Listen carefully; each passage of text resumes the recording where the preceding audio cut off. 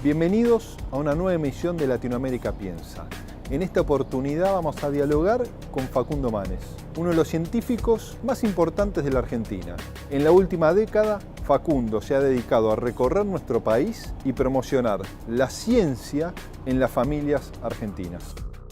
Con Facundo analizamos el difícil momento que transita la Argentina a partir de la aplicación de las políticas de Cambiemos y su decepción por la dejerarquización del Ministerio de Ciencia y Tecnología y la falta de prioridad en la inversión en el conocimiento en nuestro país.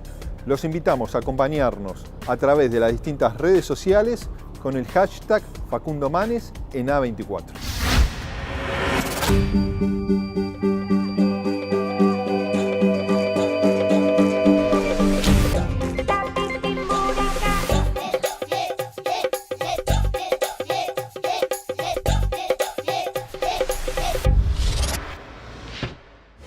Facundo, muchas gracias por la posibilidad de poder conversar con vos sobre tu mirada sobre América Latina, sobre Argentina en particular, y después lo que es tu área de estudios en particular, que es todo lo vinculado a la ciencia y a la tecnología, y cómo la ciencia se debe transformar en un camino hacia el desarrollo de nuestras naciones y de nuestras sociedades. El agradecido soy yo, sabes de mi afecto y de mi admiración intelectual hacia vos, así que es un placer estar acá. ¿Cómo ves vos hoy América Latina después de lo que ha sido un proceso que permitió, ¿no?, la reducción de desigualdades, la lucha directa contra la pobreza, y en este nuevo ciclo que atraviesa América Latina, que nos ha sorprendido en todas las cuestiones, la victoria de Jair Bolsonaro en Brasil? Yo también me he sorprendido del voto en Brasil. Yo soy optimista por la sociedad latinoamericana. Tenemos que ser inteligentes, tenemos que unirnos, tenemos que trabajar mucho, porque que tengamos una mirada mejor de lo que está pasando no quiere decir que vaya a pasar. ¿Cuál es esta mirada mejor? Bueno, invertir en el desarrollo humano, invertir en erradicar la pobreza en serio. Hoy mi área de investigación, te voy a hablar de política, pero te voy a hablar datos de mi área de investigación, entiende que cualquier persona que esté en la pobreza, porque vos viviendo en la pobreza hoy, y yo viviendo en la pobreza hoy, usaríamos los recursos cognitivos que son limitados para sobrevivir y no podemos planificar. Entonces, por más que nos den algo material, que es necesario, y económico, que es necesario, pero no es suficiente. Tenemos que ir al segundo paso, a la segunda ola, cuando a los sectores sensibles, progresistas, le toque gobernar nuevamente, de invertir en los recursos humanos. Potenciar al cerebro para hacerlo más independiente, a la persona. Y eso es educación de calidad, eso es buena nutrición de los cerebros. ¿Y qué rol para vos debe cumplir el Estado como herramienta de construcción de mejores realidades para nuestras sociedades? Mira, el Estado es como una familia, porque esa es la diferencia de un país con una empresa. El Estado es un padre de familia, una madre, que tienen varios hijos, y muchas veces los padres no le damos tanto tiempo a los chicos que van bien, al chico que va bien en el colegio, que se las rebusca, que le damos más importancia al chico que tiene un problema, al hijo que tiene un problema, que no puede desarrollarse. Y un Estado tiene este rol también, es de igualar. Bueno, eso siempre dice Lula, ¿no?, que el Estado es como una madre, que le presta más atención a esos hijos, ¿no?, que necesitan su presencia cotidiana para tener las mismas oportunidades que puede tener otro de sus hijos. No sabía eso, pero bueno, me alegra coincidir con Lula en este aspecto. Y también te quiero decir que el mercado, en la Argentina, mucha gente piensa, en Latinoamérica, mucha gente piensa que, economistas inclusive, muy buenos, están convencidos de que el crecimiento económico, estabilizar la economía y crecer, después derrama en nutrir bien a los chicos, en educación de calidad. Tienen un esquema mental que dice, bueno, vamos a estabilizar la economía, crecer, y después eso va a derramar. La evidencia es que si uno no invierte es importante estabilizar la economía y crecer, pero si uno no invierte al mismo tiempo o antes en el desarrollo humano, el crecimiento económico, y lo vimos en Argentina en muchos periodos, es esporádico. Sí, o la teoría del goteo, en realidad. Y ahí clave el Estado, ahí vuelvo a tu pregunta, el Estado es clave porque el mercado no se preocupa en nutrir bien a los chicos. Y acá te quiero aprovechar tu programa para algunos conceptos que se debaten. En Buenos Aires hoy hay miles de personas con sensación de hambre, y en el país ni hablar, mucho más. Hoy de 10 chicos en Argentina, mira, Nico, de 10 chicos de 10 años, alrededor de 4, casi 40%, la mitad, tiene algún tipo de malnutrición. No solo de nutrición, que son los chicos flaquitos, que uno se imagina desnutridos, sino la obesidad. Argentina es uno de los países de la América Latina con mayor obesidad, anemia, déficit de vitamina, todo eso impacta en las funciones cognitivas e intelectuales. La mitad de los chicos viven en condiciones de pobreza. La pobreza genera un estrés mental crónico. De 100 chicos que entran en la primaria, en la secundaria se reciben alrededor de 45%, más o menos a tiempo. Y de los que se reciben, solamente la mitad comprende un texto complejo o hace un cálculo matemático.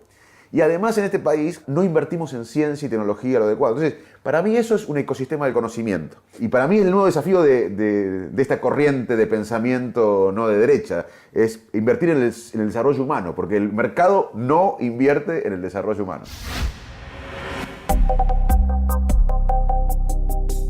El presidente de Argentina anuncia un recorte de la estructura ministerial en medio de la incertidumbre por la caída del peso. Mauricio Macri ha hablado de una reducción de más de la mitad de las carteras. He tomado la decisión de reducir la cantidad de ministerios a menos de la mitad.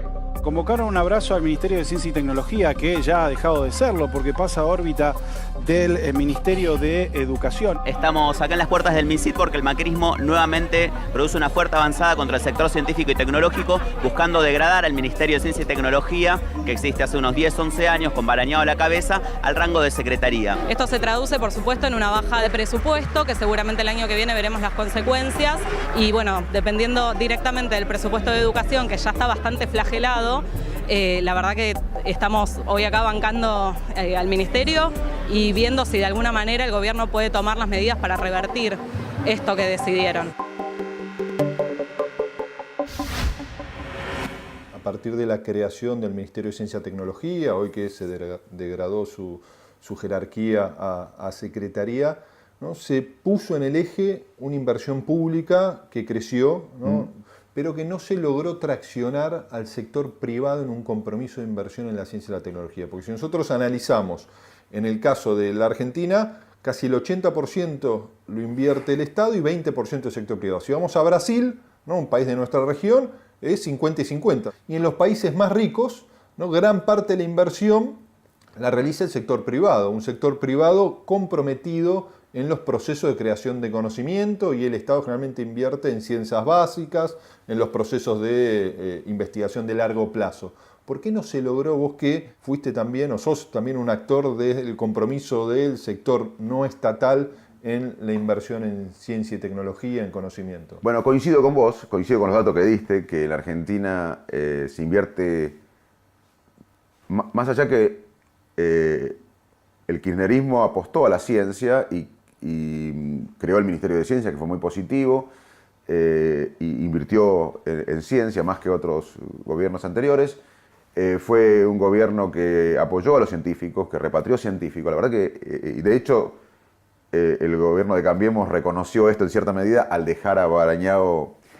Y la verdad que eso es positivo del kirchnerismo. Yo pensé que Cambiemos iba a tomar esa posta como política de Estado, todos pensábamos, inclusive al dejar al ministro, y no pasó. Hoy Cambiemos, como decís vos, jerarquizó la ciencia, la pasó a secretaría. O sea que tenemos un desafío enorme ahora hacia el futuro, que es que vuelva a ser un ministerio, ciencia y tecnología, que la sociedad entienda que la ciencia y tecnología es la economía de este siglo. La economía de este siglo no es el recurso natural, sino qué se hace con el recurso natural, el valor agregado, las ideas, la capacidad de explotar ideas. Y ahí está el desafío del progresismo, y además exigir, en buena manera, pero exigir al sector privado que invierta en ciencia, en tecnología, para tener valor agregado y competir en un mundo, en un mercado internacional basado en las ideas. ¿Por qué pensás que no hay un compromiso tan fuerte del sector privado en los procesos de creación de conocimiento que permitan darle un empuje también a nuestra economía para que empiece a jugar en las grandes ligas vinculados a la creación de conocimiento y valor agregado a nuestra producción? Yo creo que en la Argentina vivimos en una guardia permanente. O sea, tiene que ver con la cultura del país. Nosotros acá vivimos para sobrevivir y no tenemos una visión a largo plazo como sociedad. Te digo, estamos muy preparados para sobrevivir el día a día y muchas veces nos jactamos de eso, pero eso impide pensar en mediano y largo plazo. Te voy a contar un ejemplo. En plena guerra civil americana, Abraham Lincoln, el presidente de Estados Unidos, estaba perdiendo, era un caos, y estaba inclusive a punto de perder la ciudad de Richmond, que era muy importante. Y él, en ese momento de caos, crea la Academia Nacional de Ciencias. En el medio de la guerra civil, perdiendo casi la guerra civil, y te decían, ¿por qué? Y Lincoln, escucha esto, decía, me niego a creer que la sociedad americana solo está interesada en sobrevivir. Entonces, el empresario argentino, volviendo a tu pregunta, primero no tiene una cultura de pensar a largo plazo. Segundo, tiene una cultura de sobrevivir. Tampoco tiene incentivos. Hay que reconocer que cuando uno invierte en ciencia tiene que tener incentivos más claros. Es multicausal. Por eso creo que este tema no lo va a resolver un sector político. Tiene que haber un gran acuerdo nacional, por lo menos en este tema. Es decir, bueno, la economía del siglo XXI es la innovación, la ciencia y tecnología. Hay que invertir, el Estado tiene que invertir más, pero los privados tienen que invertir más. Además, tenemos que nutrir a los cerebros para que no solo una élite sea científica, porque si no va a ser como el rugby esto. Entonces, ojo con tener una ciencia de élite, que solamente los cerebros nutridos de algunos colegios y de algunos entornos puedan llegar a ser científicos. Los científicos tenemos que ocuparnos de que se nutran bien los cerebros, de que tengamos salud, educación de calidad, que todos podemos jugar el partido de la innovación, ciencia y tecnología. Creo que ese debate falta. Y creo que es un enorme desafío para el progresismo, para el socialismo, para los sectores populares, invertir en el desarrollo humano. Te diría que si vos me decís cuál es el paradigma hoy de los sectores populares, es invertir en la gente. Los convoco a nuestros científicos y al buen trabajo del CONICET para que tenga un mayor impacto social. Jamás he estado en contra de la ciencia y tecnología, siempre lo que he rescatado de este gobierno ha sido eso. El recorte y el ajuste por parte del Estado llegó al INVAP, llegó a la tecnología. En los últimos 2 años y medio los proyectos de ARSAT se habían paralizado, a pesar de que están enmarcados en una ley. Yo soy el primer fanático del INVAP, confío en la capacidad técnica que tiene el INVAP, pero lo que pasa es que los contratos que tenía la Nación previstos con el INVAP eran de la época de la magia, donde la plata no está. Esta gente es mala, tiene oscuros intereses de perjudicar a todos, quiere perseguir a los científicos, a los médicos, a los docentes, a los empleados públicos, cerrar las pymes. Daniel, realmente no cierra, Daniel, no cierra. ¿Vos pensás que la gente es tonta cuando vota el cambio? De una vez por todas tenemos que lograr tener un Estado que no sea una mochila.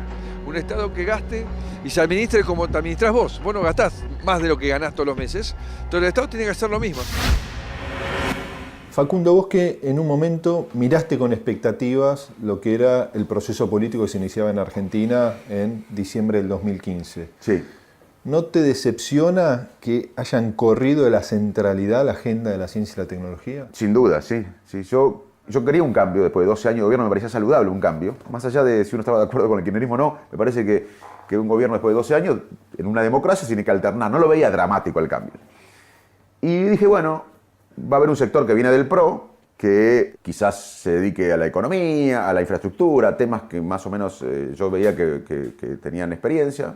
Podemos discutir después si lo hicieron bien o mal, pero te digo lo que pensaba yo en ese momento, 2015. Mientras el PRO gobernaba, se dedicaba a lo que ellos priorizaron, a poner la Argentina de vuelta al mundo, por lo que ellos decían. Yo pensé que la parte no pro de Cambiemos su rol iba a ser priorizar la educación pública, la ciencia, la salud, discutir la pobreza en serio, y en mi opinión eso no pasó. Es más, se desjerarquizó salud, se desjerarquizó ciencia. Yo voy a votar y voy a apoyar al próximo gobierno, al próximo candidato que diga que va a restablecer el Ministerio de Salud y el Ministerio de Ciencia. Y voy a apoyar al próximo programa político que invierta en el desarrollo humano. Hacerlo también implica tener una perspectiva ideológica. Sí, ¿no? obviamente. No es casual la retracción del Estado, no es casual lo que ha ocurrido en estos años. Estoy de acuerdo. Vos podés estar de acuerdo o no con lo que te voy a decir, pero mi ideología es el conocimiento. La ideología mía es invertir en los chicos malnutridos, en mejorar la educación pública, en la salud pública, en la ciencia y tecnología, y esa es mi ideología. Yo lo comparto ahora. El tema es que no sea una cuestión de fe, sino que es una cuestión de políticas públicas. Bueno, y para eso necesitamos gente como vos y con muchos más que hagamos... Poner dinero, poner recursos, regular la economía, establecer prioridades, ¿no? Porque esto que degradar el ministerio a secretaría, digo que es un mensaje muy contundente, reducir la inversión en el CONICET, digo, son mensajes complejos que se asocian... Bueno, yo recorro la Argentina 2 veces por semana para hablar en los barrios, en los clubes, en los colegios. Este tema lo charlo 3 veces por día. Yo estoy interesado en que la sociedad, porque para mí la única manera que esto cambie no va a ser por iluminados políticos, es que la sociedad empiece a votar por estas cosas. Porque pasó con la democracia. En el 78 acá, los argentinos, algunos morían por la democracia, otros se exiliaban, pero la mayoría de los argentinos disfrutaba del Mundial de Fútbol en el 78. 5 años más tarde, en el 83, esa misma sociedad que disfrutaba el Mundial pidió por democracia. Esto que estamos hablando nosotros no lo va a hacer un político o un partido político, por más que ellos quieran. Lo único que va a poder hacer esto viable, pasar del diagnóstico a la acción, es que la sociedad lo comprenda, se eduque y lo presione.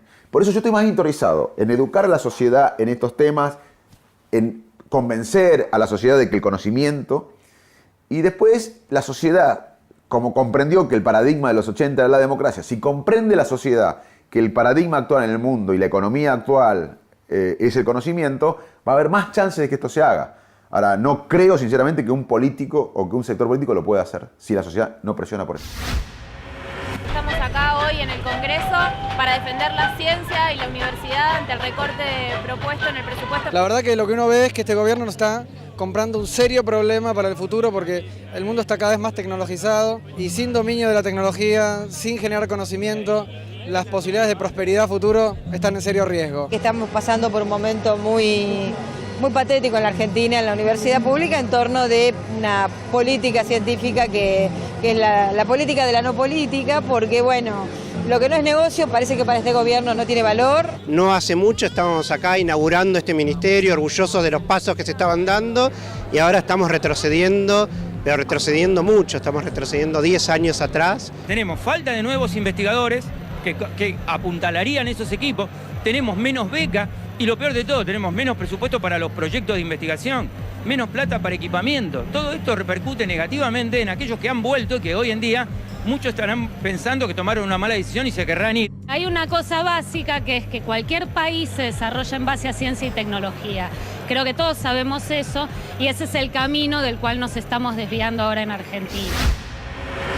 Facundo, ¿qué pensás vos de aquellos que dicen que los argentinos, pese a nuestra recurrente crisis histórica, vivíamos más allá de nuestras posibilidades? A ver, mi visión es que Argentina es como una familia que, como sociedad, gana 80 pesos por mes hace años y el gasto de 120. Aún con ese gasto de 120, muchos sufren. Entonces no podemos recortar. No hay que gastar menos, hay que producir más. Nosotros tenemos que discutir cómo producir más, cómo ganar 40 o 50 pesos más. Y esa discusión no está. Esa discusión de cómo generar más riqueza para distribuirla, no para hacer más desigualdad, no la veo. Ojalá que esté, pero no la veo con la pasión que veo discutir otras cosas. La política es conflicto, ¿no? La política es conflicto que se resuelva dentro de los ámbitos democráticos.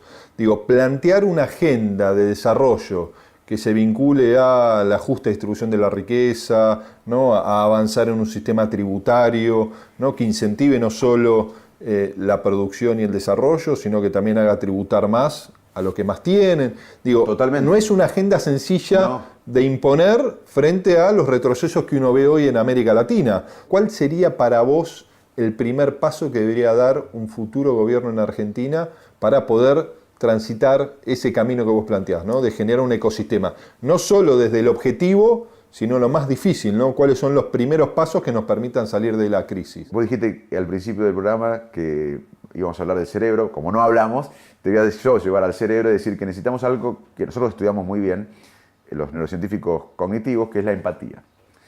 La empatía, nosotros vivimos en un modo automático con nuestros esquemas mentales. Por eso la evidencia no cambia lo que pensamos. Ahora hay una grieta en la Argentina, está el kirchnerismo y el macrismo y después una gran parte en el medio. Si a alguien que pertenece al macrismo le mostrás datos, argumentos en contra, lo va a ignorar. Y si a un kirchnerista le mostrás argumentos en contra, lo va a ignorar. Porque así vivimos los seres humanos. Necesitamos vivir en tribus y para nosotros es más importante pertenecer a un grupo social que la verdad. Entonces, vivimos así. ¿Y cómo salimos de este loop, de este proceso? Con empatía. Empatía es un esfuerzo, requiere un esfuerzo y es imaginar que vos podés pensar distinto que yo y que vos podés sentir distinto que yo y yo puedo sentir tu dolor o tu alegría y que quizás haya semillas de verdad en lo que decís vos, que yo no coincido o con mi esquema mental no coincide. Ese ejercicio en la Argentina no lo hacemos. En la Argentina es un Boca River permanente. Y yo creo que los países que se han desarrollado en algo se pusieron de acuerdo. La neurociencia cognitiva moderna no viene a amenazar, no es una amenaza. es una herramienta nueva para agregar datos y entender los problemas que desde siempre se cuestionó la civilización. El libre albedrío, la inteligencia, el lenguaje, la memoria, la conciencia. El sistema nervioso desarrolló un proceso de toma de decisiones que usamos la mayor parte del día, que es automático, no llega a la conciencia, está influenciado por emociones del momento, por experiencias previas, por emociones previas, por memorias previas. Hoy la ciencia puede diferenciar el miedo, que son los cambios corporales que ocurren automáticamente, no conscientemente, cuando hay un estímulo de amenaza o de peligro, y el sentimiento posterior. O inclusive podemos diferenciar cuando el estímulo no está presente, pero lo imagina el cerebro. ¿Y por qué pensás, Facundo, que los sectores sociales que más necesitan de las políticas públicas para lograr su progreso, para tener mínimas oportunidades frente a los sectores con más privilegios, muchas veces al momento de votar, ¿no? Y lo vemos en América Latina, terminan eligiendo representantes cuya agenda al momento de asumir se vincula mucho a la reducción de sus oportunidades? Bueno, eso te lo explico como neurocientífico. Solo un porcentaje de la población vota ideológicamente. La gente vota por miles de razones. Por la cara, por ejemplo. La cara influye, ahora te voy a contar un experimento, la cara influye en el voto. Nos guste o no, estos son datos científicos. Alex Todorov, un amigo que vive en Princeton, en la Universidad de Princeton en Estados Unidos, pero es rumano, o búlgaro. Y fue al país del este europeo y le mostró fotos de candidatos a senadores de Wisconsin, de Nebraska o del Midwest americano, que no eran conocidos ni para los votantes de Wisconsin.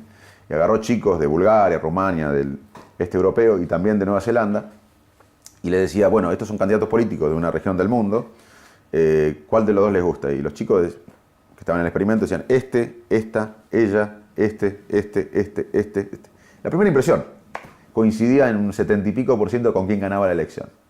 Evolutivamente necesitamos a alguien que esté a cargo, en inglés se llama in charge, a cargo. Y uno vota por la cara, vota por las emociones.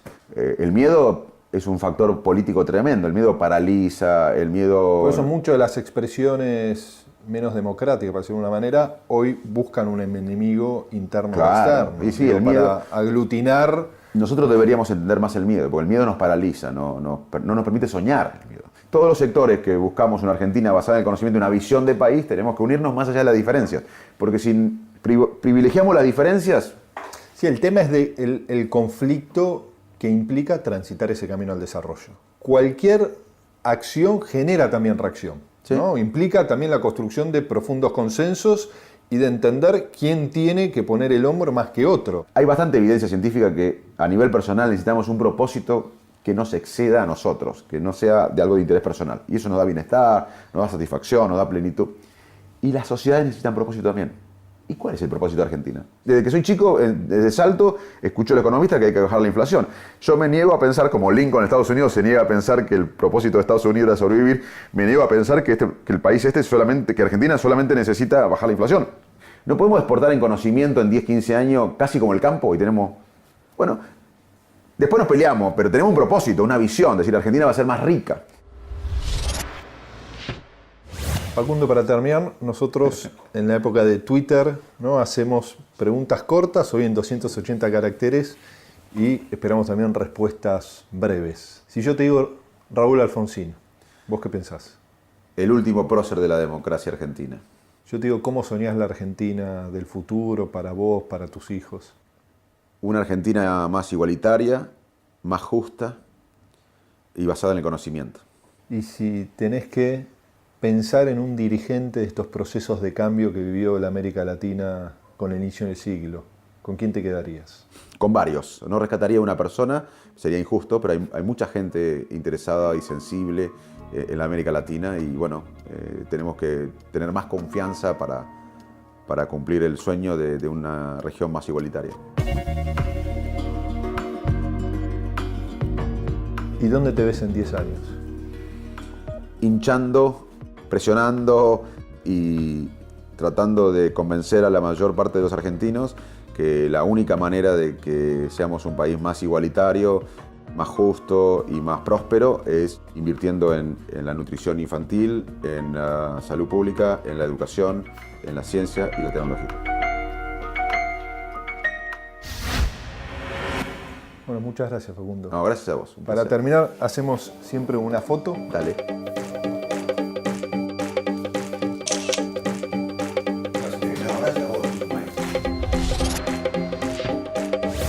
En el próximo programa de Latinoamérica Piensa, dialogamos con Pablo Gentili, secretario ejecutivo del Consejo Latinoamericano de Ciencias Sociales. Dialogaremos sobre el difícil momento que transita nuestra América Latina y los enormes desafíos que se le presentan al campo popular para reinterpretar estos nuevos tiempos.